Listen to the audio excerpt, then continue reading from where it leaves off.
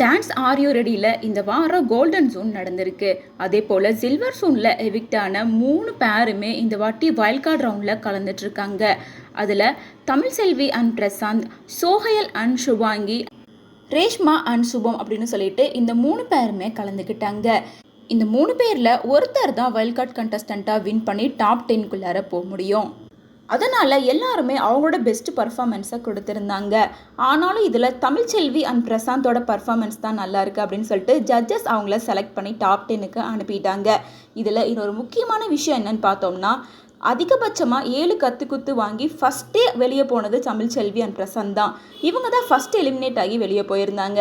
இப்போ இவங்க wild card entry மூலமாக திரும்ப உள்ளே வந்தது இவங்களோட ஃபேன்ஸுக்கு சந்தோஷத்தை கொடுத்துருக்கோம். இதனால் வரைக்கும் இல்லாத அளவுக்கு தமிழ்செல்வி அண்ட் பிரசாந்த் இந்த வைல்ட் கார்டு ரவுண்டில் அவங்களோட பெஸ்ட்டை கொடுத்துருக்காங்க.